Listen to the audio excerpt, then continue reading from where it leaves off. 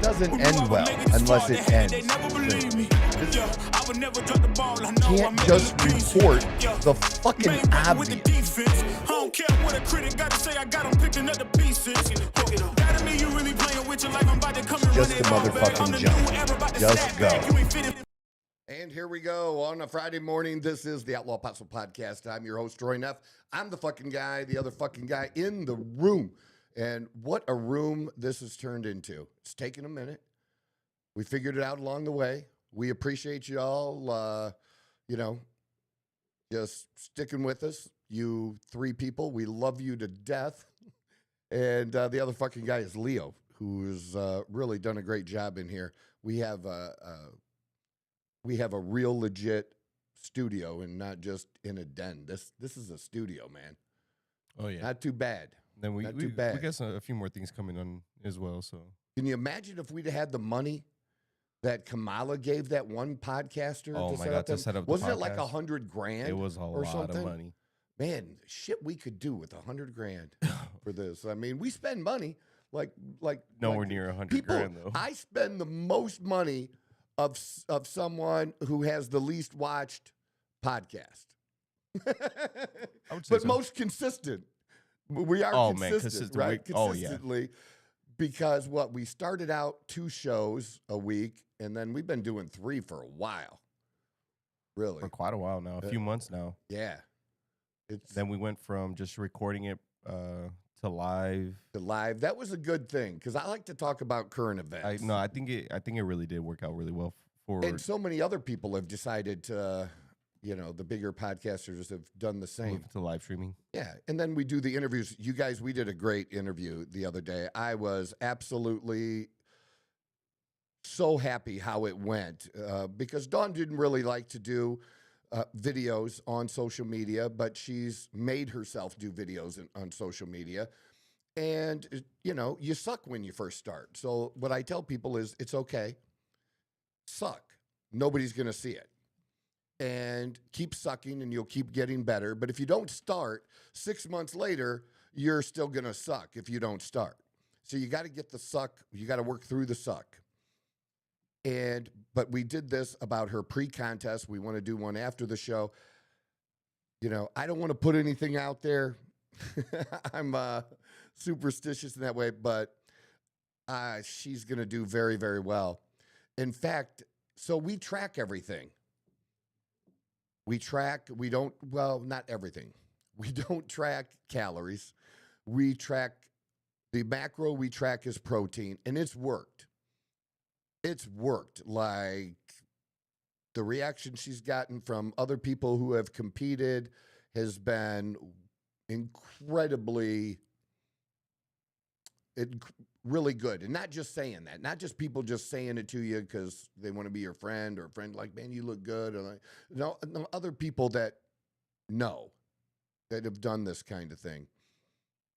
And so we track it. We do weigh ourselves every day. We have an in-body scale at home and it's not accurate. Okay. Neither is the in-body that costs $10,000, $15,000 that's at the gym. That's not accurate either. It's good. It's good to know. It'll give you some good information, but it's not as accurate as a DEXA scan. And as I've shared with before, we've both done 2 previous DEXA scans, but I just sent her this morning to go do another DEXA scan because we did one, I don't know, a little over a week ago, 10 days ago, something like that. And her contest is a week from tomorrow. So that's what we got. We're 8 days. 8 days, the countdown. And because she got on the scale this morning and there was like this drop. And she looked concerned before she told me. And then she told me what happened. And I'm like, all right, you need to go. Because we really don't want her dropping anymore. So we're making some adjustments. But she was at 9.5 body percent. When we did the first DEXA scan at the end of August, she was at 13. Which is under 10%, like probably 8-9% on a man. Very, very good, very, very lean. And she dropped 3.5% from the end of that August to the end of October, because it would have been in October we went, something like that, the very end. She dropped 3.5%, didn't lose a single pound of muscle. And after we saw what we saw today, I sent her in. She just sent me her results. She's now at 9%. She's dropped another 0.5% in body fat. You're really seeing the striations. And we don't want the striations to go any deeper than they are now, because that's more of the next level physique. It's a different class. It's bigger and it's even more ripped. But as far as rip goes, she is that and then some. And she actually gained, I think it was on here, she gained muscle. Her muscle amount went up. So, because the weight was just like a very tiny amount higher, but it was and that you add muscle, you lose fat. Yeah, so her total muscle went up 1.5 pounds. Visceral fat 0.003. That's like having no visceral fat, and that's in your belly area. I am like not even close to that. I'm good. Mine is getting better, but this is just insane. So very proud of her. You know, we're trying to guide this in, and I like the idea that we can back off a little bit versus somebody who's trying to still cut at the end. To me, the backing off a little bit and trying to stay where we are is better than and better to maintain your muscle, where somebody could, you know, really lose that if they're not ready yet and they're trying to still get ready and get that extra little edge. So we'll keep you updated, but we did this great interview. Leo did a great job coming over to the house. We did this at our place where we've done other podcasts, or where we started at. That's still a good thing.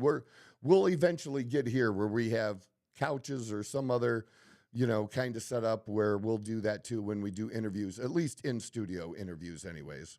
We'll do that. But she seemed really relaxed. And we just had a conversation, and it really seemed to flow very well. I hope y'all like it. I really do. Because we do give information throughout that can be helpful for people who want to be healthy. And, you know, what Dawn has done and where she's at, it would not be healthy for her to maintain this, you know, or try to do that, you know, for a long period of time.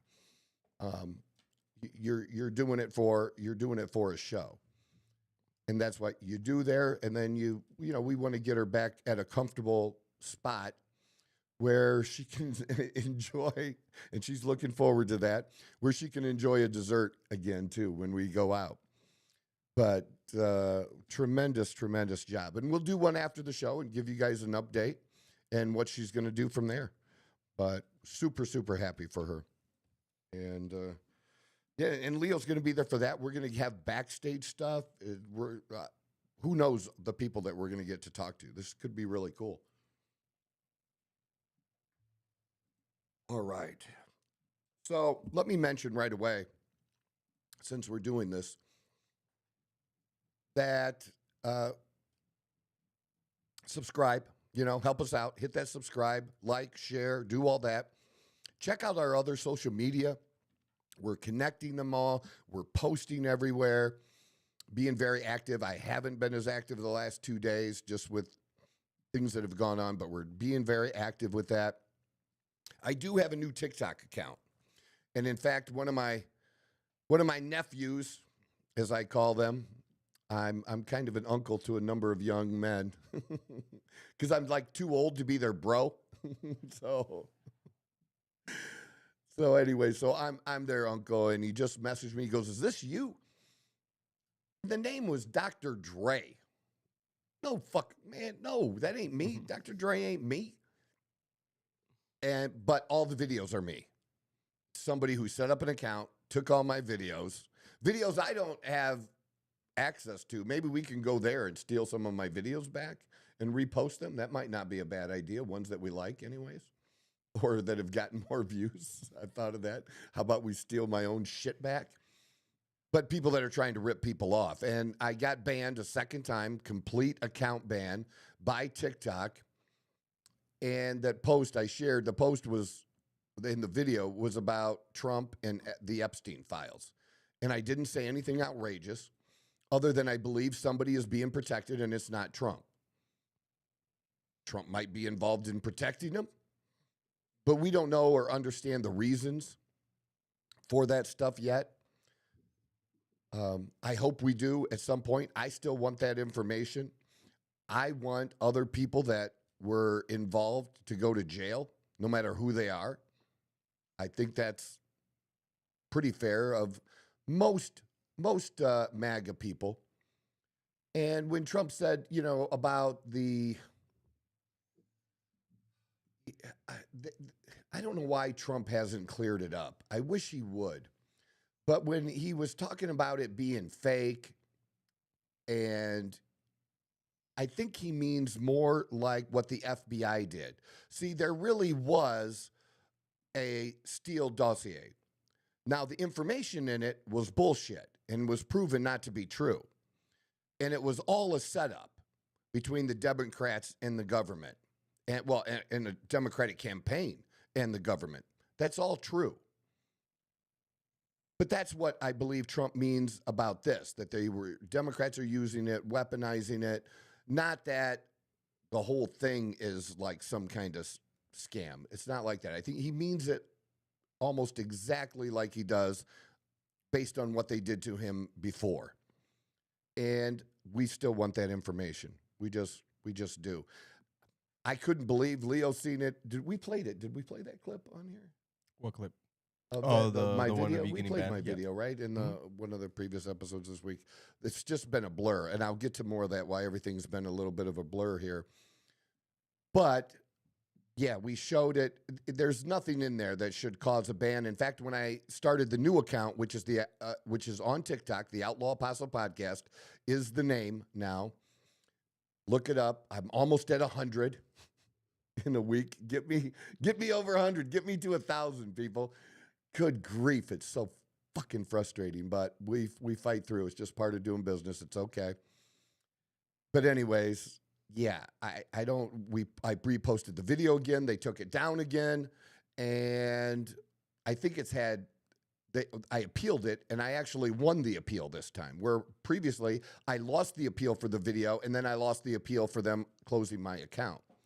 So, yeah, they put it back up, but if it doesn't violate any rules, and it didn't, but now you're not going to show it to anybody, and it's just kind of real bullshit. It really is. Nobody should be censored in that way. I'm not for that kind of stuff, no matter what your opinion is. Does it annoy me that people call Trump a pedo? It's annoying. But if they want to say that, I think making accusations like that kind of do cross a line. When you're accusing someone of doing something so heinous and something that they've never been charged with, never had a trial over, and never been convicted of. If somebody's done that's happened and somebody's been convicted and you want to call them, fine. But you're just this total speculation. I don't even know if allegedly is even appropriate here, because it's just never been said or done. But people, make your content and let people decide. That's where I'm at. You listen to who you want to listen to, and it's on you. And we're seeing that play out in the Republican side now, especially this week. I got to pay more attention and learn more about it. I saw not too long ago that people were starting to use this woke right. So we know who the woke left is. The woke left is the purple and blue-haired people with weird shit, different places, and still all kinds of crazy stuff. I don't know how any better to describe it. Just we know who the woke left is. I don't know who the woke right is. I know some of the people being accused of being in the woke right. I know what that is or who they are, but what's the meaning? What is the woke right? What do woke right people believe? I don't know. But it's becoming a thing that's being talked about. And there's a couple things. You have, especially since Charlie was killed, especially since then, because Candace Owens has really been on a warpath since then. She doesn't believe the information that we've been given, and she's been trying to break it down. She's trying to gather more information and share that information. I always liked Candace, still do today. I'm not one of those people that are, and the people who don't like Candace now, I like them too. I liked Ben Shapiro. I like some things that he's done. But now Ben Shapiro is attacking Candace and has been. He's also attacking Tucker Carlson. And we just have this infighting of these different people inside of MAGA and who's not, and people claiming that that somebody is not MAGA, like that Representative Fine did in a speech this past weekend. And they even held up signs, Tucker is not MAGA. Tucker is MAGA. Tucker was there for Trump. Tucker was there at the convention. I don't remember on the night that Trump won if he was there on stage or not. And obviously Tucker was there. We went live. We went there in person and saw Charlie's memorial here in Phoenix. And Tucker spoke at Charlie's funeral. And you just have a lot of people that are claiming to be, well, you know, I worked with him. I was his best friend. I know this about him. I know more about this about him. There were people that didn't want Charlie to have Tucker Carlson involved in some TPUSA events. And Charlie did anyways. And it might have even cost him some donors by doing that. That to me tells me a lot about that relationship and what that relationship meant to Charlie. I think that kind of stuff is pretty obvious. I don't really like accusations that have been thrown by some about Erica Kirk being involved and taking Charlie out. I think that's way over the line. But I think generally all the other questions about it and the different people around him, I think, you know, the questions need to be asked. It's no different, you know, you have somebody who's investigating and, you know, you don't want to ask the spouse, but how many times did the spouse do it? You know, that kind of thing. Or a family member, somebody they knew, like, where were you? You know, it's just routine. We got to rule you out kind of thing. And I think those kinds of things are fair to ask. What do we know? What can we rule out? When were phone calls made? Pairing it to videotape and all these things. You know, if there's a point that Candace proves to be a whack job and some people think she is now, I'm not there yet. I'm just not. And then there's this whole Israeli component in with it, which is super crazy. But that's where we're at right now. And I've moved a little bit. At least for me, I believe wholeheartedly, and always have for at least probably some decades now. I never believed the opposite, that Israel has a right to exist. I've always believed and supported in the state of Israel. And part of that has to do with my religious beliefs. For some people, that's not the case. And some people it is. For me, that does. What does the Bible say about it? And is this verse taken out of context? I don't know. I'm not a Bible scholar. But in general, I think It's smart. From what I've read of the Bible, I don't know. It's probably good to be friends with God's people.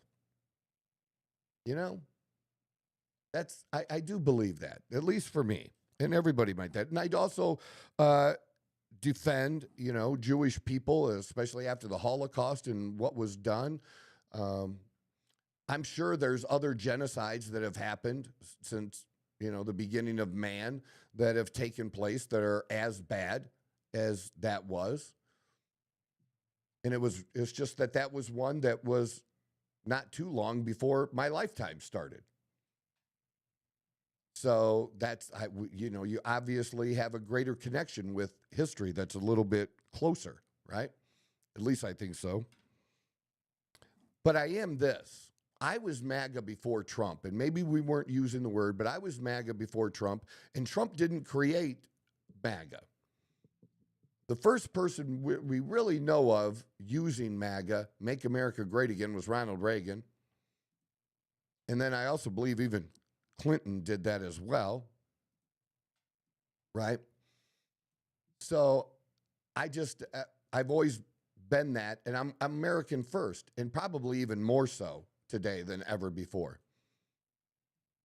But I do, as much as I support Israel, I do not have an allegiance or support Israel more than I support this country. As fucked up as we are, and we are, everybody's fucked up. Everybody is.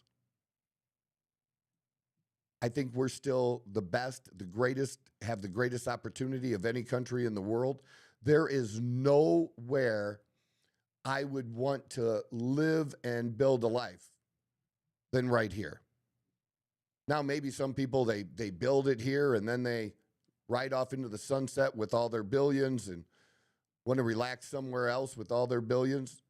That's a different thing. But I'm talking about just where you have the opportunity to actually create and choose your own path. I don't think there's a better country than this. I don't. I know that I personally have character defects. And since I stopped drinking and stopped using, it'll be 17 years, January 18th. That since that time, I've worked on those character defects. And some of them are still there. They're not gone. And when they show up, they look just as bad as they always did. The one thing that I can say that I've been able to do is I've made progress. They don't show up as often. But ugly is ugly, whether you see it 5 times or 1 time, it's still, bad that one time. It doesn't mean that person's not trying or not getting better. And I have gotten better. Much, much better, thankfully, with AA and God, with Jesus Christ. It's just, that's what worked for me. I'm not weak, but my own willpower alone worked in almost every other area of my life but that. And that's kind of how I view the country too. I believe I have a good heart. I believe America and Americans have a good heart. And over the course of this country's life, some bad shit was done. Bad decisions made, people being hurt. And I want to see us make progress. I think we're going backwards a little bit, especially when it comes to how we treat each other. I think that's a big thing that's going, it's not good. It's going backwards. And I hate, that part of that. I really do. But I also hate the shit that I encounter of these people just over the top and not there being no pushback against these people. And I don't go for that anymore. I'm going to push back in every way and every chance that I get. It's not okay to just say things behind a keyboard and there be no repercussions. There are. It's real life. Some people need to be introduced to a little bit of reality. So, yeah, because there's a whole group of people now that are Americans, were born Americans. They didn't move here. They weren't immigrants, people that were born here. And they're younger, 20 to 30 years old, that just think this is the worst, most god-awful country on the face of the earth. But where have they been? Where have they been to compare? Most of them, nowhere. And if it really was that great somewhere else, that they found that somewhere else, you know, it took me a while to get here to Arizona. I should have come sooner. Moving is hard, especially that far. I'm sure moving to another country is hard. But if I thought it was that bad, if you think your relationship with your country is that bad, and you view America as some kind of abuser like that, and you have a chance to leave, why wouldn't you leave? Nobody's stopping you. Nobody. This is where the opportunity is. And so I'm always going to take those viewpoints.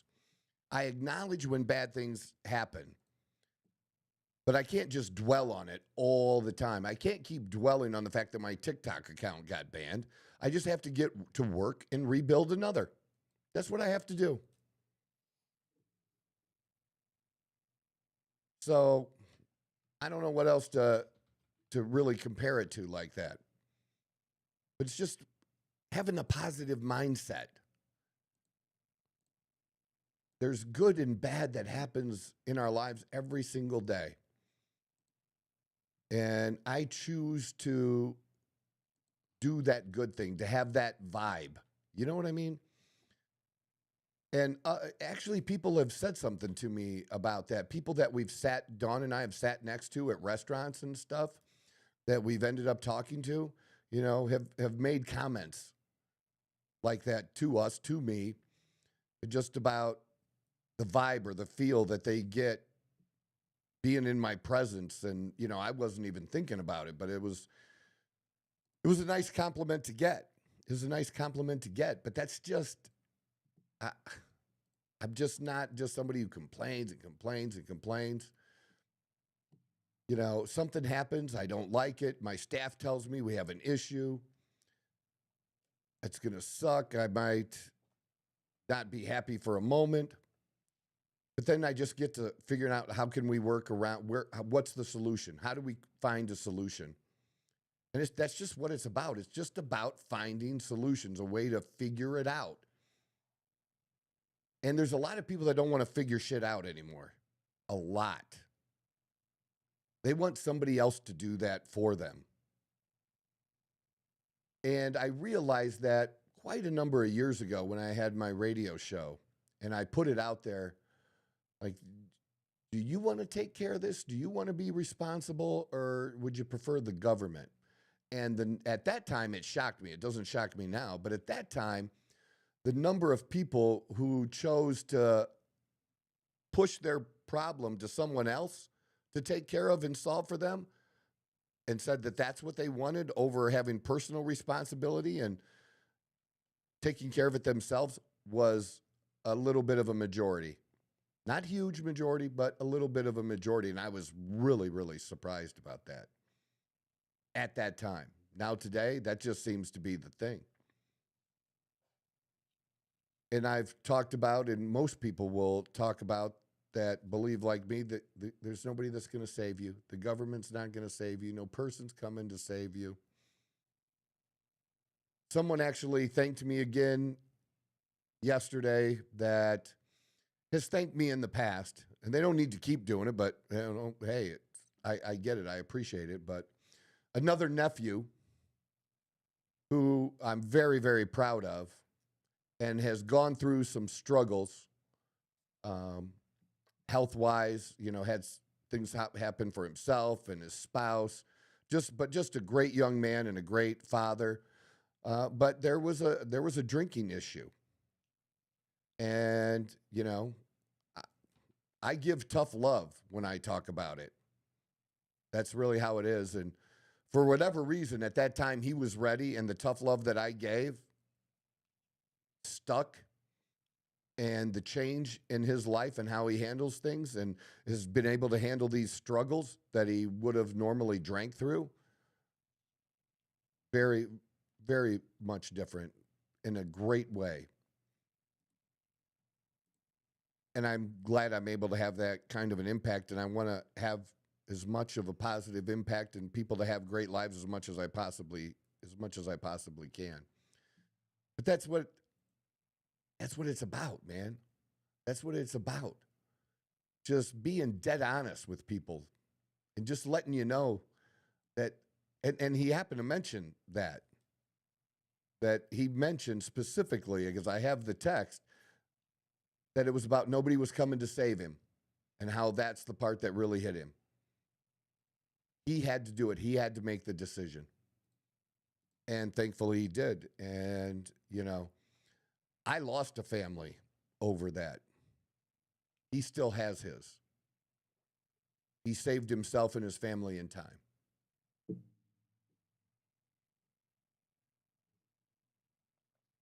So, getting back to the government taking care of y'all, that was never the idea with this. I'm still trying to piece things together so that I can have a clear base to go forward and do this show on, a clear set of beliefs, or putting my beliefs out there and sharing them with you all to just decide, where do we go from here? Because if we want to talk about a specific topic, if we want to talk about our country's debt, if we want to talk about healthcare, I do have ideas in those areas. But I'm just talking overall, having a clear thing. This is what I believe that I can articulate. That's what I'm working on right now and thinking through. And how do we deal with that, with this country being as divided as it is right now? Because we've had no greater division, I think, than what we're experiencing now. At least this is my own interpretation, than probably since the Civil War. I wasn't there. I didn't experience it firsthand. I know, people think I'm old. I'm not that old. Even Biden isn't that old. All right. So but I just imagine, because they were the two sides, they were willing to do that, that the country was split virtually in half and fought against each other, killing each other. I don't even remember. I don't remember the number. It's been so long. I don't know how many hundreds of thousands of men were killed during the Civil War. Yeah, that's interesting to know. Yeah, check that out. U.S. Civil War. Yep, perfect. It has to be in the hundreds of thousands, right? About 750 estimated. But 200,000 of that is in battle. And like in the case of the Confederates, and actually the Union lost more lives than even the Confederates. Isn't that interesting? 360,000 and 110,000 in battle. The rest were from disease. Confederates, 260 to 290 and 94,000 in battle, and the rest of those were the result of disease. With way fewer people in the country. I mean, that's a good question.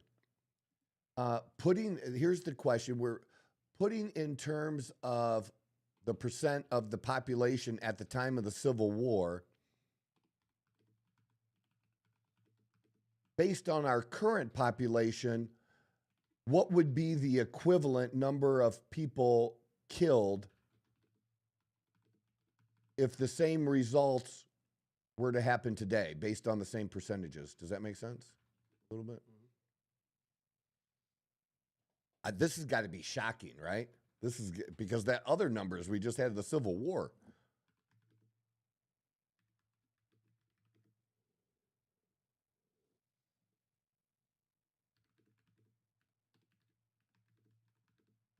Yeah.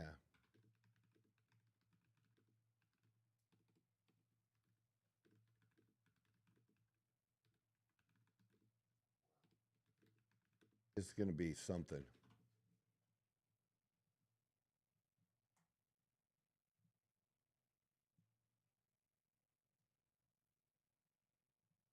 U.S. population then was 31.4 million. Holy fuck, dude. Now it's 335 million, which means 8 million deaths today. The number of people that were killed, think about this, folks. The number of people that were killed of the U.S. population in the Civil War, both sides together, if that were to happen today, we would lose 8 million people. And there's no war going on, even with as terrible as the war is in Ukraine and Russia. You know, their numbers are not good. I don't even think their numbers are worse than our Civil War numbers. There's not been 750,000. We looked at those before. I know Russia? There hasn't been 750,000 deaths. In general, or no? In the Russia-Ukraine war. Oh, Russia-Ukraine war. Yeah. Okay. Here I was about to say, I'm pretty sure a lot of people have died in Russia. Oh yeah, of course. And they've had other. I don't know if like this current Germany war is as bad as any others. I'm not comparing those, but I'm just saying. Gotcha. Like we flip out like 40 to 60,000 from Vietnam, right? We flip out.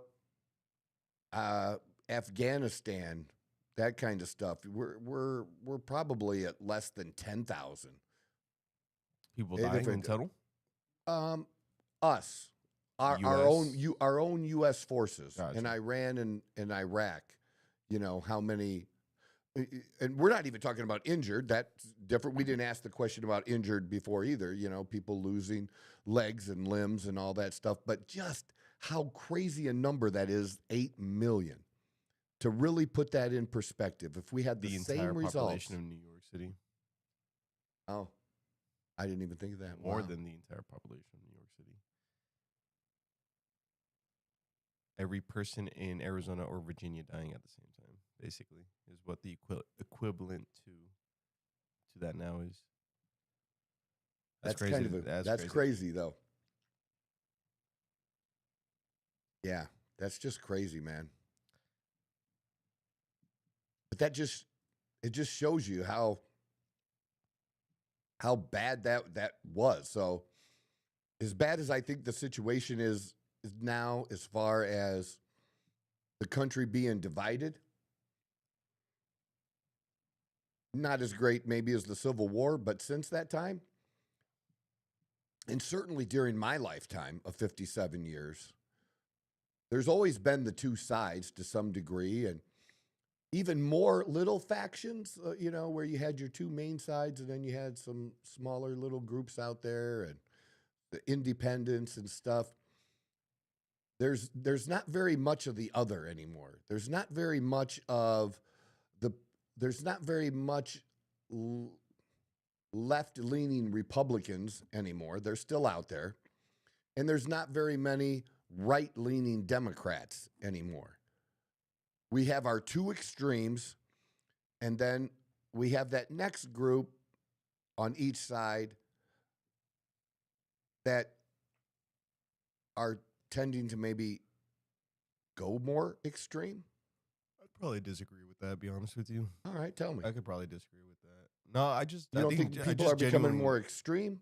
No, I think it's the opposite, to be honest with you. I think it's just because, to reference what we just did, right? Like the numbers that were going on during the Civil War compared to now is just so drastic that although the extremes, you may be seeing the extremes a lot more, that I don't truly believe that there's that many dumb people in the world or in the U.S. I should say.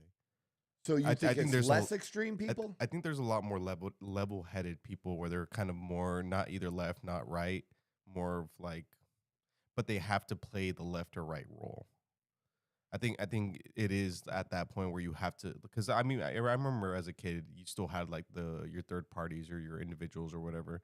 Like yeah, you still have them now, but they don't make as much noise as they used to, I guess, is the best way to put it, because they've Well, learned. the last one you wouldn't have known. The last one that was had any significance whatsoever Like was early Ross 2000s. Ross Perot.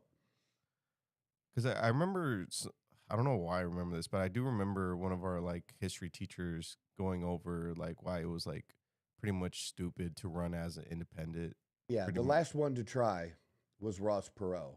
And the thing is now, looking back on that time period and the things that Ross Perot said, one of the things he talked about at the time was NAFTA and how we changed our country and how we sent jobs to, Korea, Mexico, Canada, and all that. And he referred to it as the great sucking sound. And dude, he was right. He was right about the great sucking sound. And that's put us in the position that we are today. So, some of the things, you try things and they work, and you try things and they don't work. What we're really bad about is taking so long to fix something when it's not working. And that's just like the healthcare right now. We tried something different. They came up with the ACA. That was the Democrats. That wasn't the Republicans. But they don't want to admit that they were wrong. But we have the results now. And it hasn't worked. It's gotten worse. And we need to try to solve the problem again.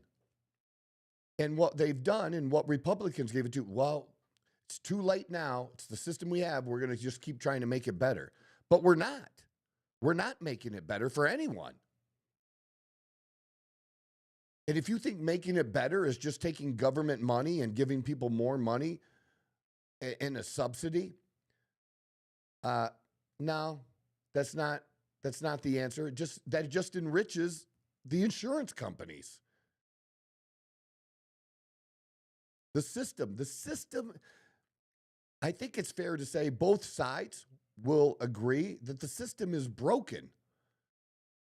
And we tried a new solution. It didn't work. I'm not against trying a solution again. I'm not a different solution. I'm not against debating my ideas to people who, want the single payer option or want basically everybody would have Medicare kind of thing. But I don't want there to be a system, because you have that today, but then you also have, people that like Congress, they have, everybody should have that. If we're going to say what everybody should have and have one system, why shouldn't we all have what Congress has? Those kind of benefits. What's the cost of it? And then figure out, what are you willing to give up? What other programs are you willing to give up if we want to do that with healthcare? And just have the debate. But yeah, I heard what you were saying. I'm just surprised. Maybe it's just because the most vocal people on the extremes get the attention. Exactly that. But it just feels like it just. And I hate to use feelings, dude. I do. I hated when that word just came out of my fucking mouth. But after the election in New York, dude, it's just hard for some of us to comprehend that in the one city, New York City, there's no city in our country that is a greater example of capitalism and our money and power than New York City. That's where they're all out of. Now, you have other smaller ones that leave and they go other places around the country and stuff, but that's still Wall Street, man. It's still Wall Street. And then you put on top of that, you know, I don't know, maybe you do you know that there were, we had 9/11, but do you know about the other attempt on the World Trade Center prior to that? I mean, I know of it. I don't know the details of it, though. I only really know of it because I watched so many of the conspiracy videos or whatever. Yeah, that was when it was a failed attempt. Well, there was still damage. Yeah, but it was they put to the comparison, yeah. I'm just saying it wasn't the first one. Yeah.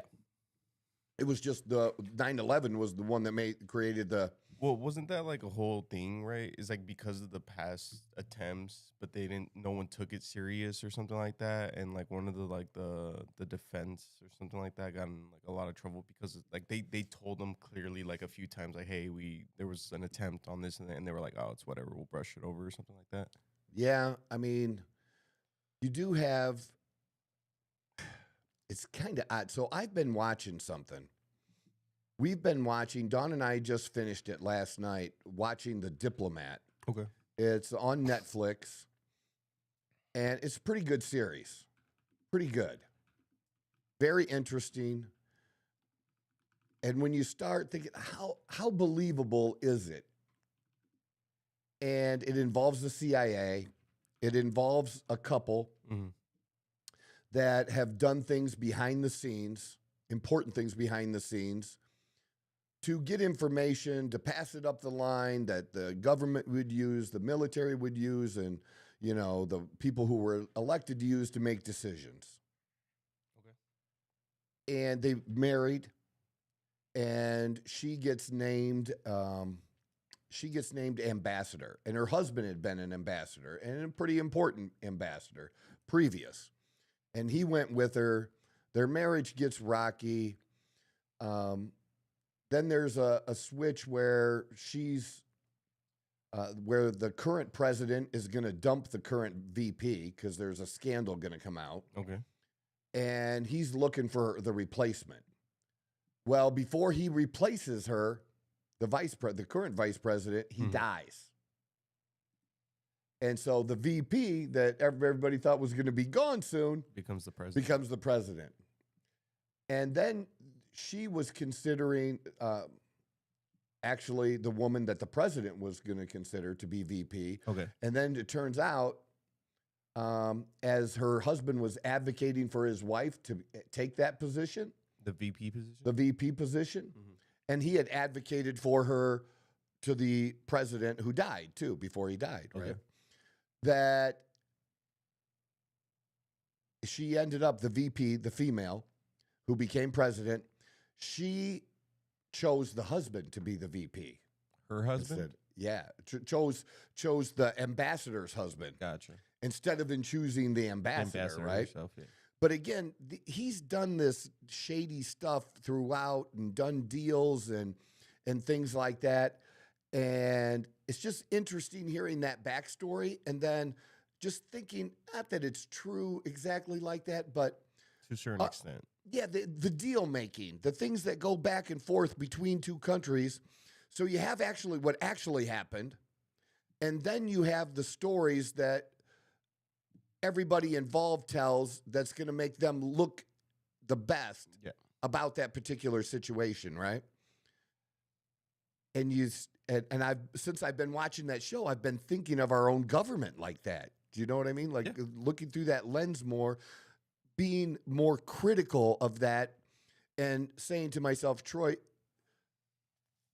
whatever we read, whatever information we get, understanding that there's all that spin that went into that to do that. And that really comes out in the show of how that's all done between all the different agencies, how it's moved up to the chief of staff and then the president, how the president brings people in to brief him and do these different things, and what this side is going to think versus this side between both our enemies and our allies. It's very interesting. It's a good show, actually. It's a very good show. I highly recommend it.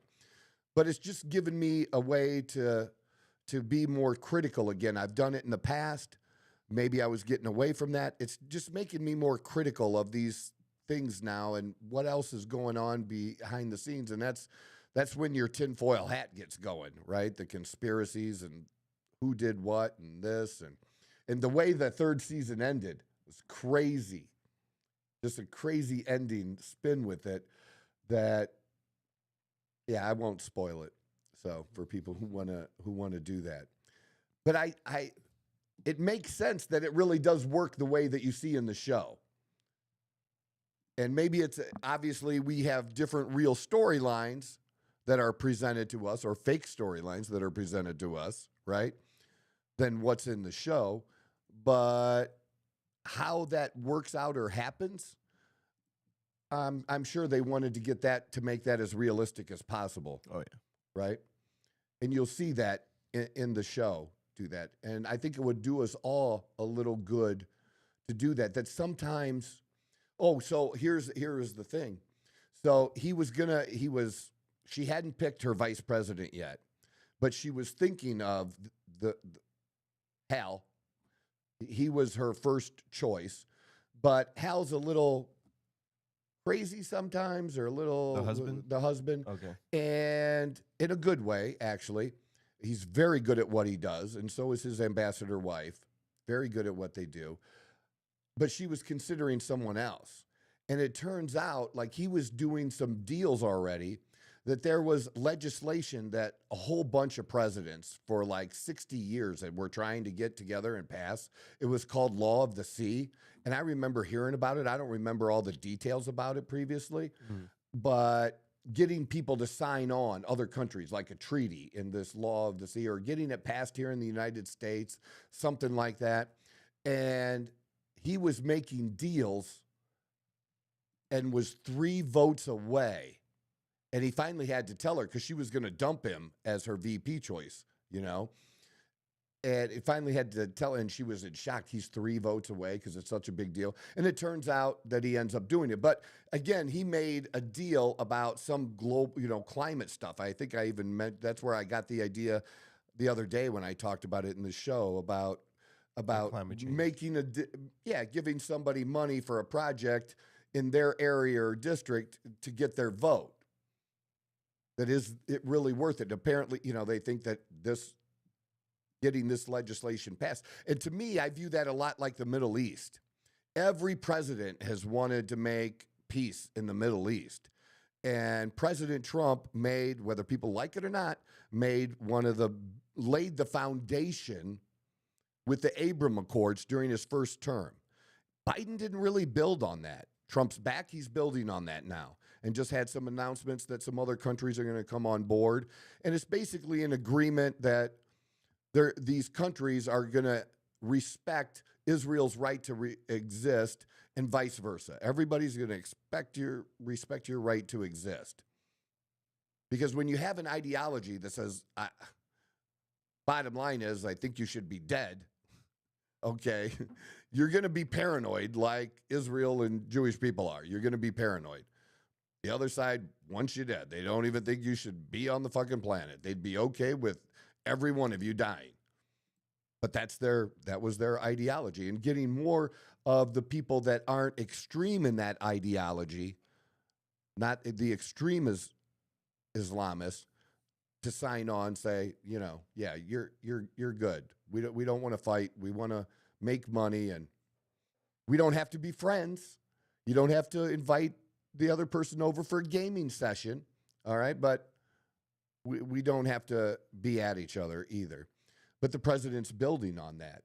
And, what deals are made to other countries for the same kind of thing, to get them to build on that and to sign on to the peace accord. We don't know that shit.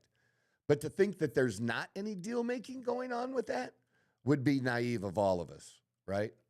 I think that's kind of what I'm trying to push or get to. I don't know where I'm going from the beginning of this and how I've tailed off and went around like this, but I just felt that in my head this morning, this just working through this. And I'm working it through you, what's been going on, what I've been thinking about this, especially since this week. I don't want. I'm not a communist. I'm not a socialist. To me, if we compared it to religion, I don't want to do that. I was going to use a certain religion and people wouldn't get it. Well, I don't know. It's kind of like, I'll just say it. So it's kind of communism. Let's use the Catholic Church. Not that they're communists or anything like that, but you have the Catholic Church, and communist light is socialism. That's what socialism is. It's communist light. And think of it the same as you have Catholicism, and then you have Lutherans. Lutherans are kind of Catholic lights. Does that make? Yeah. I just want people to understand how I'm comparing the two, and just for the purpose of understanding. But they're two of the same thing. One with the major belief being the same, but in application, just some slight differences.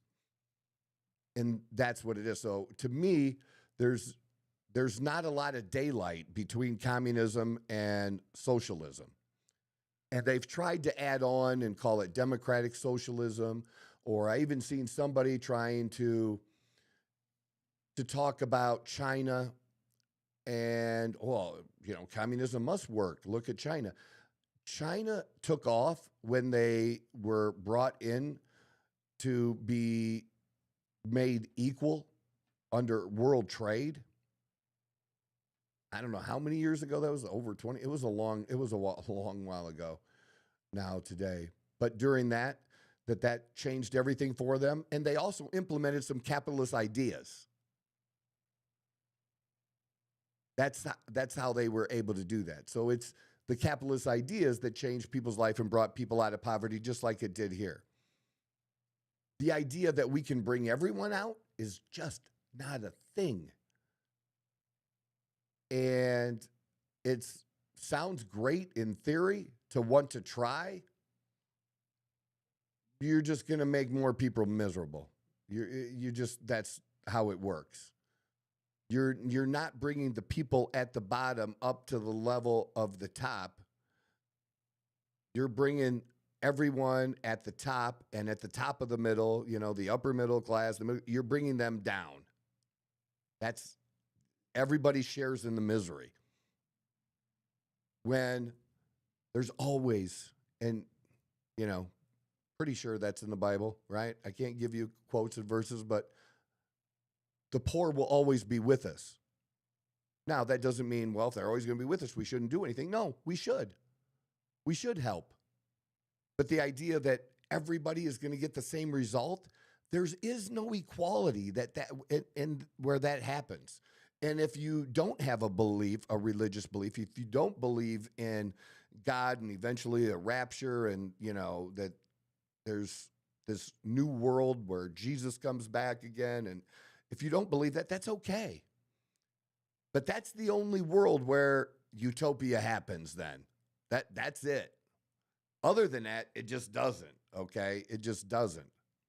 There is no way to make that happen for people. And you can't expect people that get to the very, very top, like an Elon Musk, you can't expect him to continue if there's not a measuring. If there's, you can continue to, Elon, create more companies. You can invest, create more things, hire people that create things. You can do that, but you can't get paid anymore. So if I can stay here and get paid this amount, or if I go here and I only get paid this, if this doesn't grow, not that the person needs it, but it's just that if you don't have that incentive, they'll just stop. They'll eventually just stop. But wouldn't that give the people that actually do what they do because they love it, the opportunity? To get to where? Because at some point they're going to reach a point, even if somebody else picks that up and does that. Are they going to be as good as the person that started it in the first place? And let's say they are. They're going to reach a limit where they're told there's no more reward either. Yeah, but if people truly love what they do, they're not doing it for the money or for advancement. They're doing it because they love to do You that. want to rely on that. You want to rely on people to just continue to innovate and create just for the love of it. I mean, realistic in an ideal world, yeah. Okay, but we don't have that ideal world. That is not a thing. Yeah, because we go after money, right? So, if we were to change things where power But and that's money not is how. But that's not to make a lot of money. It's real simple. You got to solve somebody else's problems. Yeah. That's how you do it. Mm-hmm. But why should somebody continue if there's a cap? Why would somebody continue just out of the goodness of their heart? They won't. We are not designed that way. We're just not. That's just not in our nature. And some people, we are not, we're created equal in the eyes of God. That's a big difference than we're created equal and have equal knowledge, equal ability. We don't. Be honest with y'all. Everybody's got to be honest with themselves. Don't tell me you don't know dumb people. Okay? Now, I know people who some people thought were dumb when they were in school, and it turns out they weren't, but they were treated poorly and they did very well. But come on, for the most part, do you think the literal dumb person that you know was fucking dumb, do you think they got smarter later on? They just grew up, man. That's it. That doesn't mean that you don't. I'm getting into the nuance of it of ambition and things like that, and that switch being turned on. I've heard Tom Ballou talk about that, where his parents and people around were concerned he just didn't have this ambition, so to speak, and then it hit, and he was involved in creating a very good company that made him very wealthy, and now has gone on after that, after cashing out of that, building something else. And he could just walk away and live a pretty good life. But his building something else is helping other people and paying other people and making millionaires out of other people who've decided, well, this guy's got a track record of doing this. I'm going to hook my wagon to his.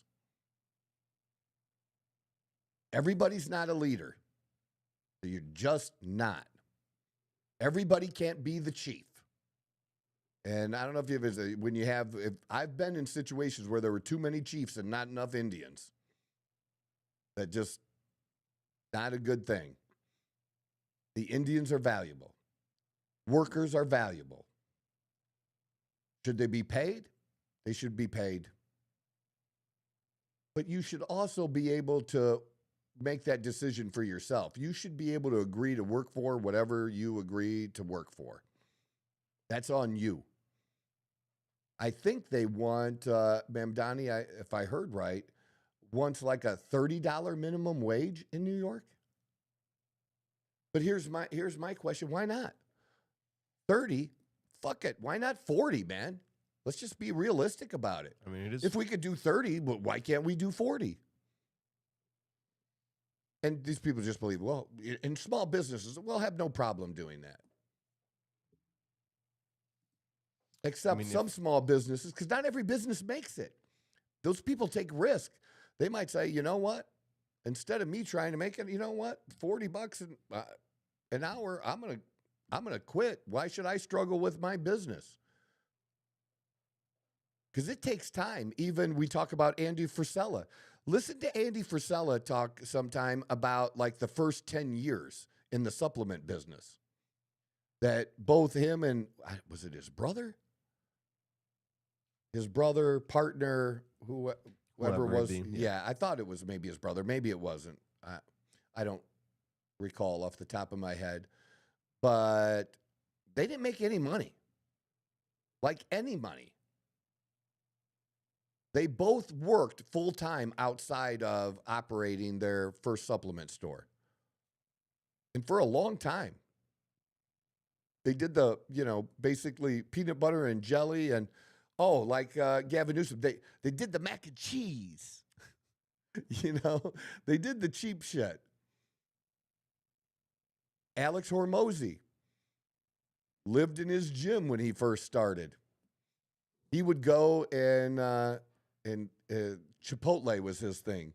Because, I mean, you see some of those people make sometimes those things are. And he could get a couple meals out of that. Those people sacrificed for years. And people gonna do that? We need people to do that. You take the risk, you get the reward. But yeah, going back to the $30, I don't know where they pulled that number out of. They pull it out of their ass, but all of minimum wage numbers are pulled out of somebody's ass, basically. So what I believe in is that there should be no minimum wage. Zero. You agree to work for what you're willing to work for. And you can't tell me that, well, then everybody would pay shit wages.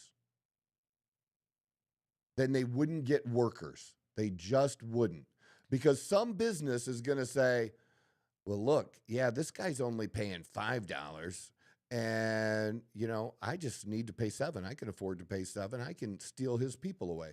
And it'll find a balance in there. It'll find a balance. But it is going to be shit paying. It's going to be balanced at the lower end. Yeah, though. but if you look, you have to. I get what you're saying. I'm just saying compared to. Everybody can't get shit pay. No. Everybody can't. That can't happen because then there's nobody to buy the goods. No, I mean, the good value just goes down. No, I mean, no, like nobody these companies would lose money because they wouldn't be able to sell whatever it is they produce because they'd have nobody to sell it to because nobody would be making enough money to be able to buy it. But the value, like the purchase amount of the goods would go down if you're paying less because. No. You don't think so? No, I know. You know so? It does not work like that. No. I mean, there might be a few years where there's like a. That's not how prices go down. But that's not how prices go down.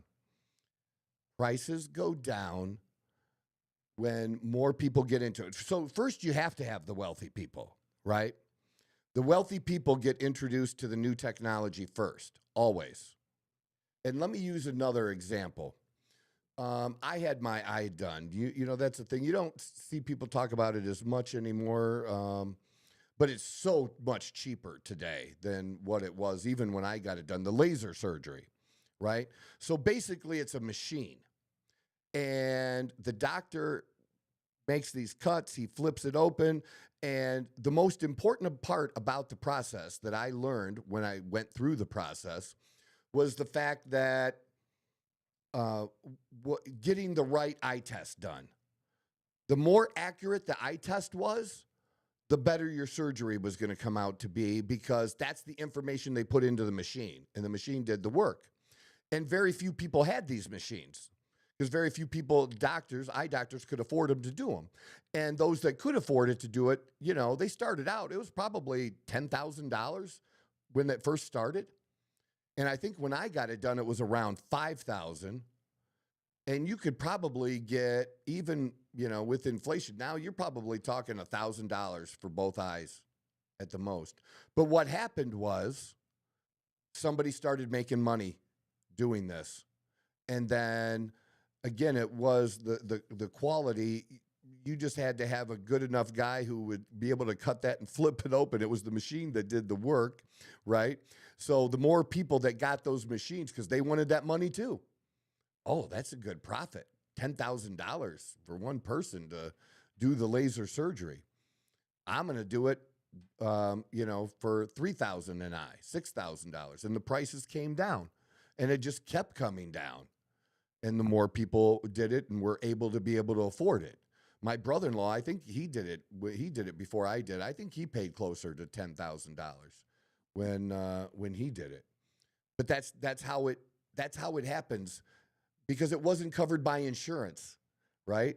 So you just had to have more people capable of doing it, more people wanting a piece of that pie, and that's how more competition. More competition made the price come down. That's what made the price come down. No different than when we mentioned VCRs or whatever else technology in TVs. You know, I mean, just like it used to be, if you had a used TV, used TV used to be worth a little bit of something.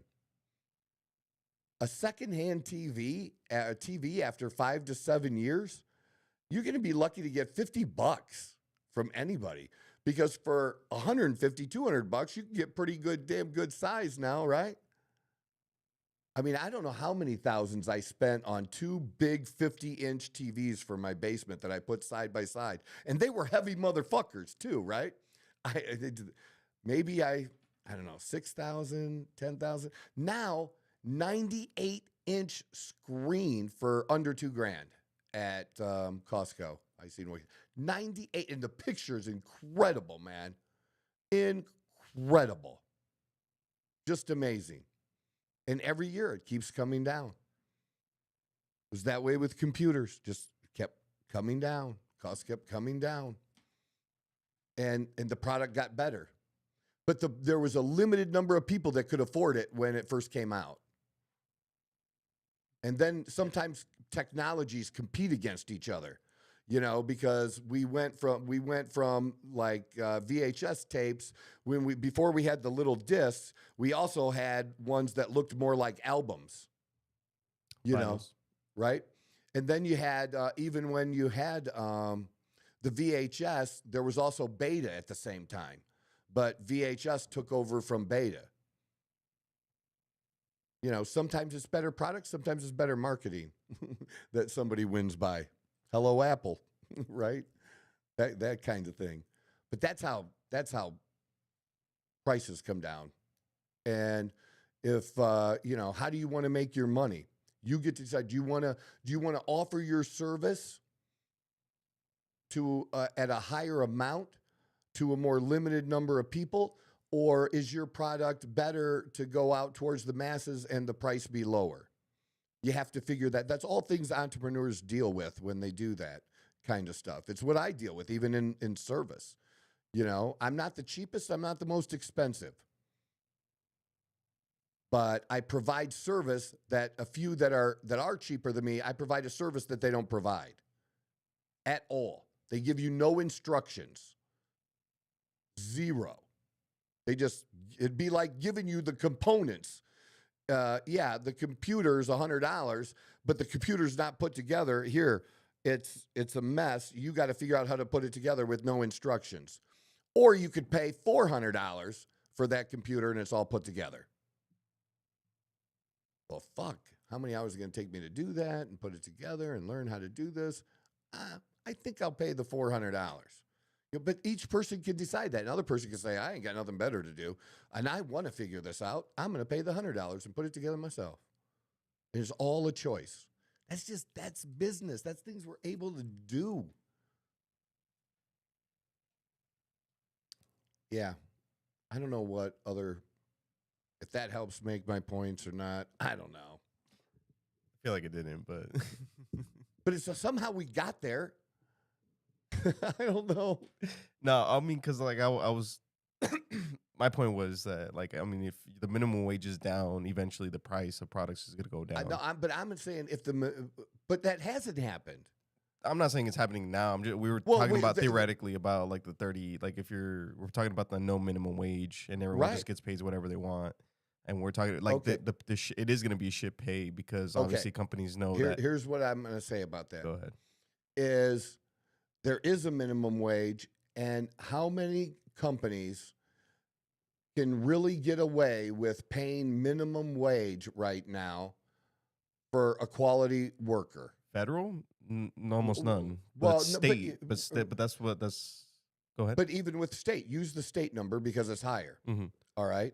But I think there are some? Yes, there are some. I think a majority of companies do. Like they might pay you like $1 or 50 cents more than that. Pick a company then. Pick a company. Yeah. You want to do McDonald's? Yeah, we can do McDonald's. Right. What is in Arizona? What is the starting pay of a brand new employee with no work experience at McDonald's in Arizona? Oh, you already got the Arizona.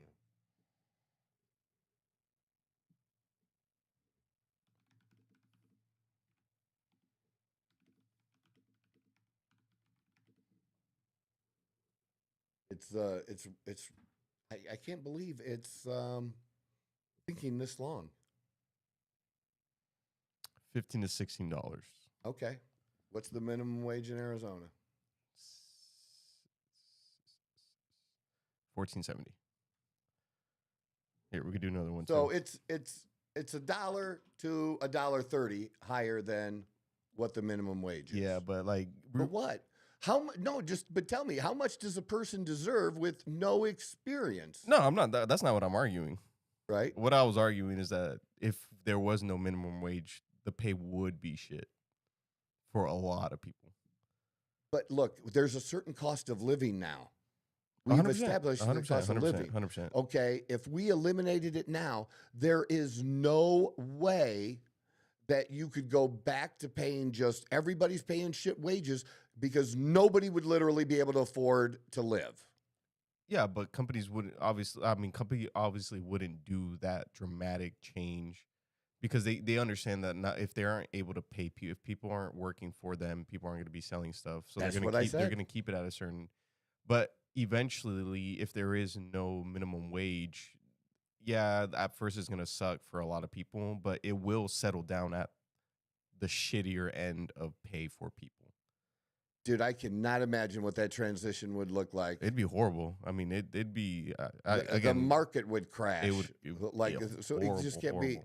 That's why I'm saying companies wouldn't be able to do that, nor want to do that. I'm just look. They're bad employers, but let's stop conflating that to be every employer is just a greedy piece of shit. No, but know what I I mean, mean? competition, right? You to be a good company, you got to compete with others. Exactly. So sometimes that's what it does. But, Yeah, but but also if you a got to have value. 100%. But if if we're talking about there being no minimum wage, we're talking about companies are going to do the best they can to make as much money as possible. With But my that whole point is they're reasoning. not even doing that now. That they're not making as much money. No, I'm saying, well, if the minimum wage is $14.70 in Arizona, Correct. why is the McDonald's not paying $14.70? Because they'd go out of business if they weren't paying at least $1 more of. Because some people They used to pay minimum wage, correct. but it's gotten to the point where they couldn't get people. They had to start paying more, yeah, but more or people are going to choose a different job, more somebody else. federal wage, but state. It's But about wh- I- everyone's but going to. Does the federal minimum wage even matter? No. Because it only matters in a handful of states, right? Correct. But that's So that's that- what I'm but that's saying. what- Like our state, because like depending on what state you live in, obviously like the pay is going to be different and et cetera, et cetera, et cetera. I'm just saying a lot of companies are sticking down to that the minimum as minimal as they can pay. And a lot of these bigger companies again, and how long can they do that? And they get somebody just and fire and hire more people. I'm sorry. You don't think This so? no, that is not how it works. Really? That's it. It is not. But I think it's a good understanding that 10 years from now you'll think completely differently than you do now. Okay. Because because the one good thing that you demonstrated is that's your opinion is an opinion that other people share, but it's an opinion. That's and everybody's entitled to it, but that doesn't mean that that's right. Everybody's opinion. If you have 5 opinions, how many of those opinions can actually be right? Especially if each one is different. Only one of them's going to turn out to be right. That's kind of what I'm saying. Like, so but that is just not how business works. And because I've lived it, I've done it, I've built too, and how pay people, reward people. I'm sure there are people that handful of people that do what I do now that don't treat their employees the way that I treat mine. And how your own experience with me, and a little bit of how I treat Brendan and Edie, right? Yeah. But I don't think you're anywhere near the common business owner, though. See, I think that's where we're having the misunderstanding. Is I don't think a lot of people do business the way you do. It's the best way and the right way. But that doesn't mean it's that not. everyone does it, though. No, everybody does it. You can't expect them to do it, but they're not going to win. Those people are going to lose when they compete against me. Yeah, but they don't. My business is going to grow better. I'm going to make more than them. For sure, but a lot of companies aren't trying to win. They're just trying to make their money. Dude, but you got to start somewhere. What can you expect? How much should, and again, you have to understand, think about this. We'll go back to Andy Frisella. So Andy and his brother covered the time that they, when the other one wasn't there, the other one was working, and the other one was at his other job and stuff like that. But eventually, you have to get to the point where you're not doing that job. You're not ringing sales at the register. You got to hire somebody that's going to do some type of customer service and ring people out. Yep. Okay. How long they were getting zero income from the business. Zero. So if I'm getting zero income but minimum wage is $15, okay, because I did. You know who I paid minimum wage to? I see, it's not even fair. I paid better than that too. So if you worked for me when I had my financial office and you would call leads, you would set appointments for me, okay? And you'd get list of people and stuff. The list of people that requested information from us. So you're cold calling, but not cold, right? Because you're getting verified leads. Yeah. So I would pay whatever it was at the time, $10 an hour, 20 years it was. And then I would pay you a bonus based on the number of appointments you set. And then another little bonus if the opponent, if the opponent, if they came in and if they made came in, no, I get that kind of stuff. stuff. I totally get so that. there's a bonus. But that's not how majority of companies work. No, but look, if there was a time when I couldn't afford that, there was a time when my business, when I started out as a financial advisor, it was me, and I took a smaller amount of commission because I worked under my brother-in-law, and he had to pay a secretary. And so to cover the secretary, because I got a little use of that secretary, right? Okay. So I had to take less, and he took an override on me. Does that make sense? Yep. So then when I moved, then even under him, it got to the point I needed somebody, and I hired somebody for 20 hours a week. And that's what I could afford to do. And minimum wage, whatever, but it was her first job, it was a young girl, and then I went to full-time, hiring somebody full-time. And then if somebody's good at their job, you want to keep them. And if they get better at that person learned under you. If you don't take care of that person, then like in the financial office, then they're going to go, there's 100 other financial owners in the community. They'll leave you and say, they'll test the market, right? That's my point. So you got to take care of them. And maybe you could say, but a lot of corporations don't give a fuck about that.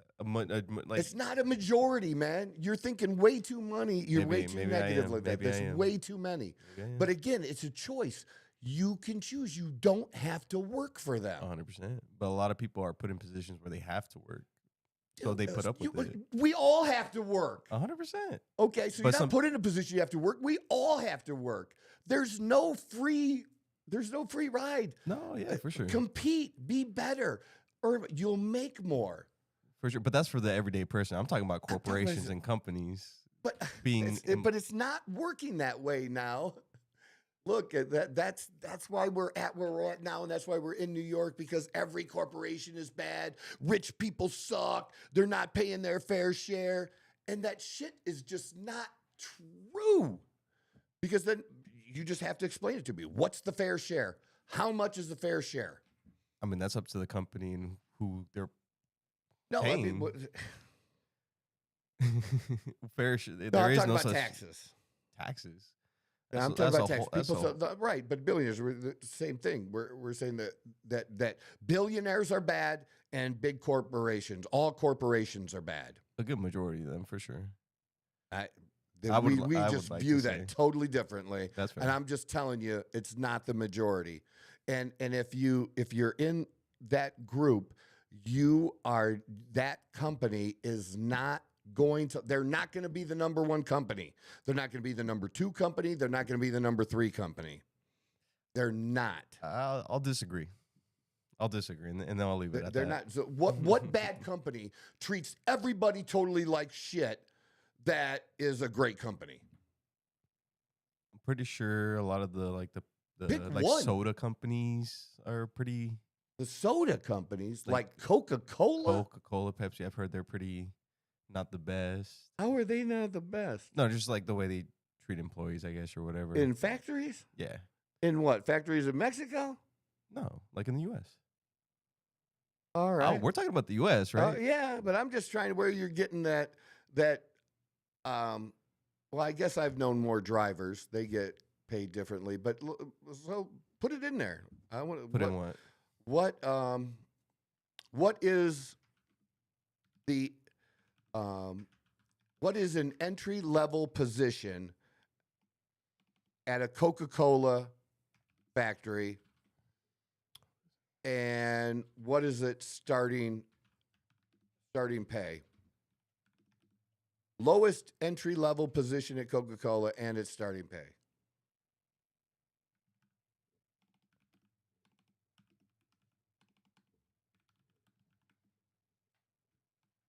Yeah, I'm not on there are bad companies. Just like there's bad people, just like there's racist.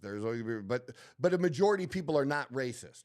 But there's a group now that believes a majority of people that are racist, that believe every white dude is racist.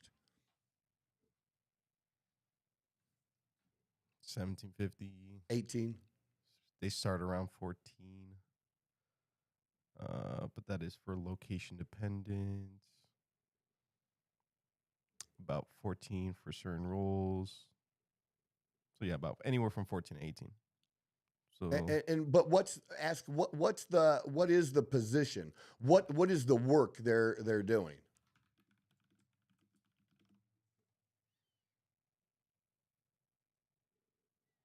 What does entry level work look like?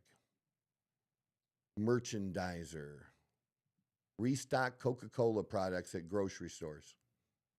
no, that's not what we're talking about. We're talking about more Yeah, warehouse workers. yeah. Operating machinery, packaging labels, cleaning. And they're 17 to 22. Mhm. And that's just starting. Yeah, but I'm not necessarily talking about just But amount I'm being just paid, saying, though. they have a system. Like, again, they don't want to keep retraining companies over and over. Everybody doesn't treat their employees like Costco does. No. Okay? But Costco has a great model. Yeah, but I know quite a few people that work at Costco, and it's actually not as great as it sounds on paper. Again, that's my whole point. Okay, that's my whole point. Is but like they're the best in the business, dude. They treat their people the best. They keep them the longest. Yeah. They don't have to replace people as much as other companies do. For sure. And it looks great as a business. I'm just saying, as an employee, like I think that's where me and you are kind of like having. But what are they comparing it to? Have they worked? Where have they worked at Fry's? Have they worked for somebody else? I mean, because I have a few different friends that have or retail. But a good majority of people that worked at let me rephrase that. The people that I've known that have worked at Costco but then decided to leave, like they have good pay, good benefits. It's just like I said, it's more of like the work atmosphere and stuff like that. They work what? The work atmosphere. Again, yeah, and that's a whole. Your whole generation is a whole thing. different thing. That's a whole different thing dude. for sure. That's a whole different thing. They're just, no, trust me, I get you. The whole generation. That's no offense. It's snowflakes. I've encountered them at fucking Starbucks, man. Like, oh my god, you know where I encountered it? Let me give you another good example. I encountered it when I was at the Mercury game. So after all that stuff happened to me with the Mercury game and stuff, and then they fucked up our seats, and they had sold our seats, and they shouldn't have. Those were our seats, and they ended up giving me seats on the opposite sides, similar, right?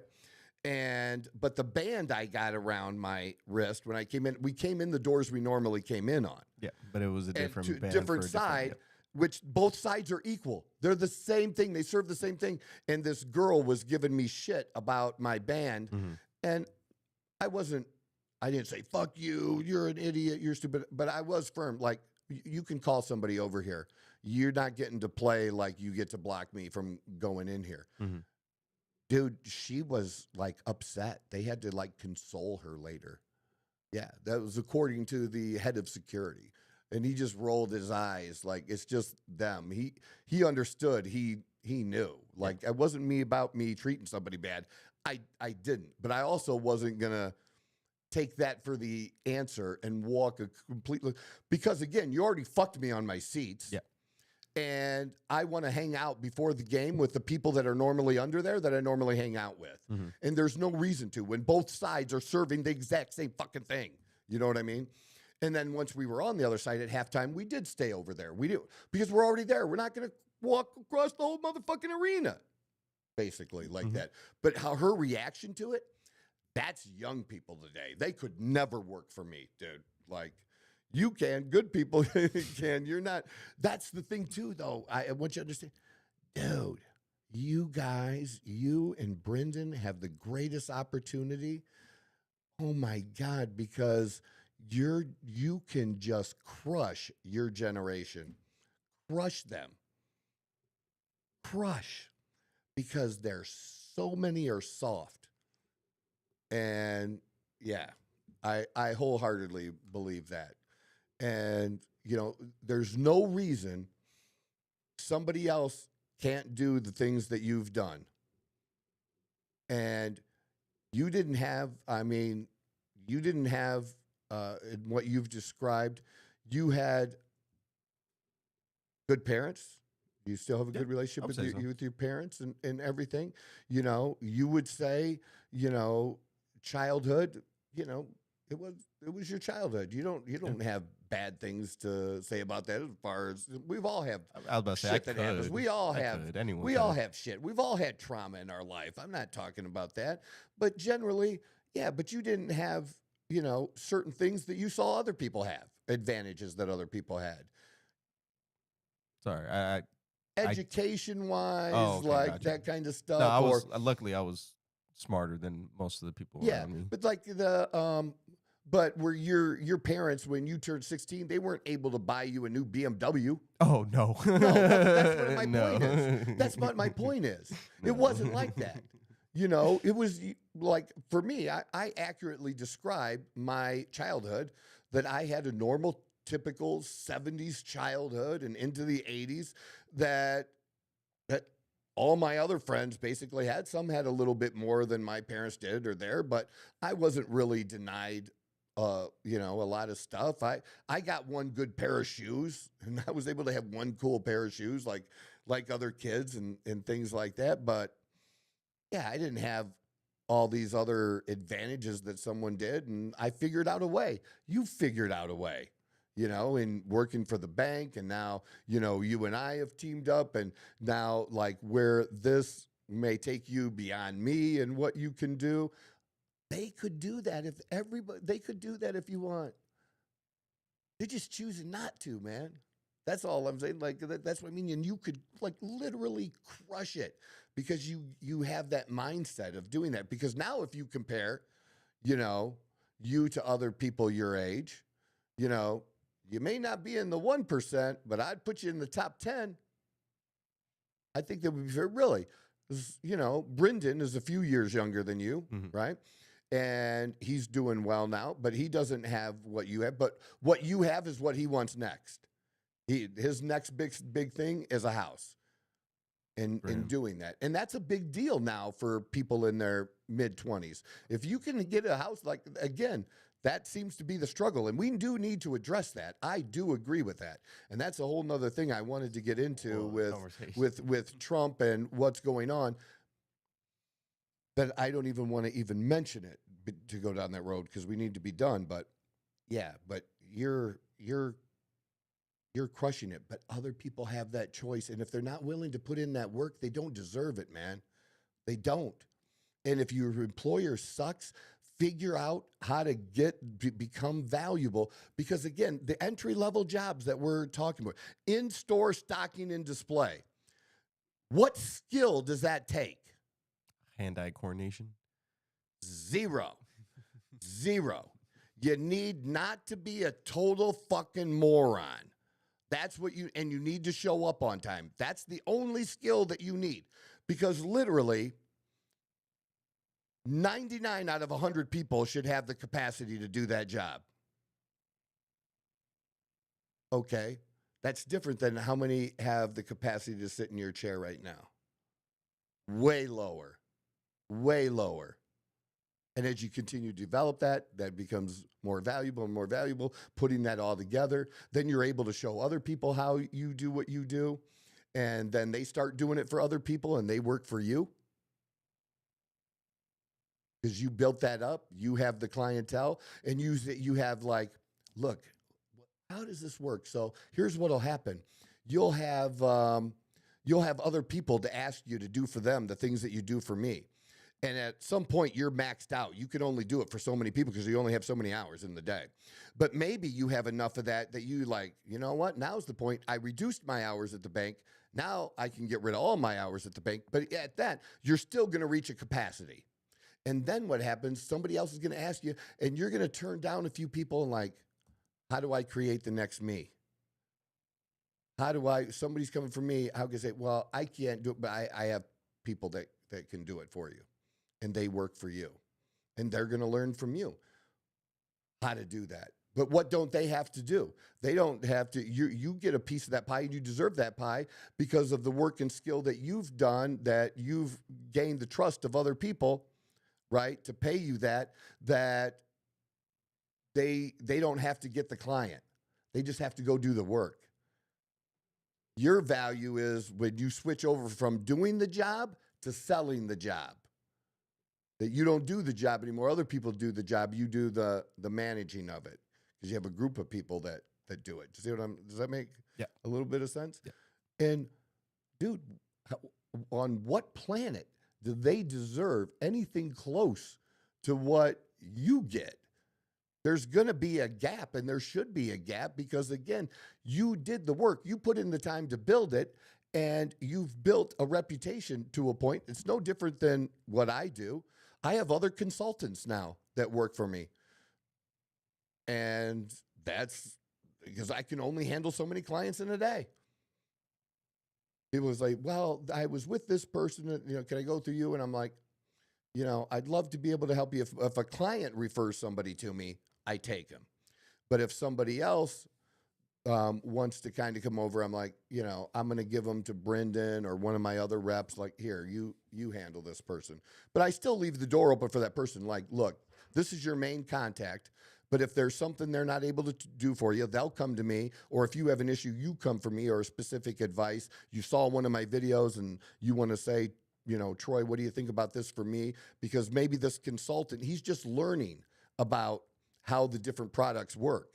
So he can't provide the answer. I'll provide the answer, but then they'll do the rest of the transaction with the consultant. But that's my value I've created, getting the people to come and to show me. And the people that work for me, they don't have to do what I did to build that. Man, I would have taken the job for me that I offer other people now. I mean, I don't have to do any of this other bullshit. All I have to do is this part, and I get this much, I'm in. But I love doing it anyways, but that's kind of some companies suck. They do.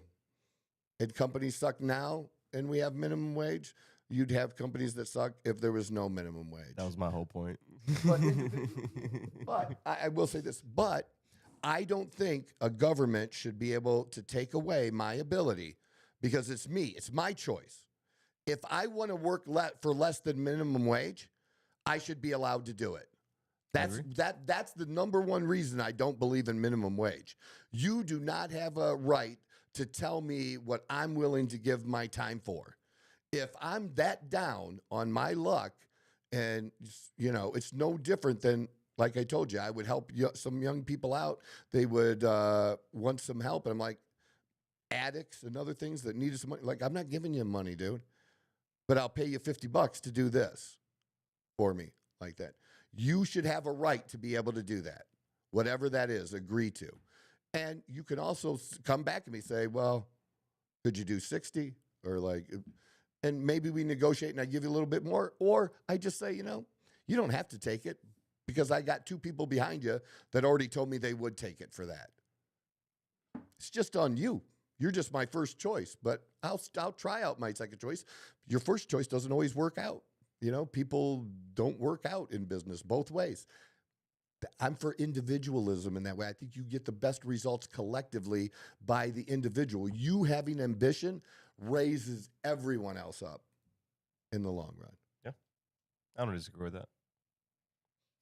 My only disagreement. I love you, man. The only disagreement was the one earlier. Yeah. I love you, man. I do. Jeez. I'm going to laugh my ass off fucking watching this back. So stupid, Troy. Grandbaby, I'm leaving on Sunday. A couple quick notes here because it might be in a clip or something. So a couple quick notes. Look, people, I'm still going to do the show. I'll be in Tennessee on Sunday. I'll do the show from the hotel next week. Okay. Barring, look, I'm not going to do the show if I get a phone call and baby comes. If the baby doesn't come, the baby's coming the 11th. Okay, that's the day. But I'm going on Sunday. And then I'm coming back next Friday. So Friday is really early, so probably I won't have that. I won't have that Friday. I'll have the. You want to do the Dawn video then? Drop that? That's what I was going to do. Are we doing that sooner? I was going to do Brandy's first and then Dawn's. Yeah, but I want Dawn's out there before the competition. Before the competition. The day before the competition was the day I was going to upload Dawn's. Yeah, that would be Friday then. The Friday that I can't do the show. I was thinking today for some reason. Yes. So yeah, and then I'll have Brandy on Monday. So But I'll be here. But you can still put it up there. You say you'll be gone on Sunday. You're leaving this Sunday. I'm leaving this Sunday. So Monday you won't be here. Monday I won't be here. So I'll do the but I'll do on Monday. Okay. And then, No, just put it up when you want to put it up. I'm going to do the show from the hotel on Monday and Wednesday with my own equipment that I have. Just like I go to Mexico and do the show. Okay, I got you now. So I'm going to do that Monday and Wednesday. Cool. Friday do Dawn's. Pick another time during the week to just upload Brandy's. Does that make sense? Is that cool? Yeah, I get you now. And then a week from this Monday, you and I are back sitting here. Beautiful. Good deal. We got a plan. And the rest of you, please hit that subscribe button. Pass this information along. We love you. We appreciate you, especially our clips and stuff. It really introduces people to what this mess that I do when I get on the mic is about. And today was certainly one of those messes. But sometimes after I listen to that, I'm like, it's not as bad as you think. It's not as bad as I thought. It's not as bad as you think, for sure. But right at this moment, I'm like, what the fuck did I just do? Because I had these notes and I didn't get to like, oh. No, we still had a good time. We still have a good Friday. Nothing wrong with that. God bless. Thank you very much. This is the Outlaw Apostle Program Podcast. I'm the fucking guy. Whoa! Who knew I would make it this far? They hated, they never believed me. Yeah, I would never drop the ball. I know I make it look easy. Yeah. Mayweather with the defense. I don't care what a critic gotta say, I got them picking up the pieces. That to me, you really playing with your life. I'm about to come and run it all back. I'm the new era, about to snap.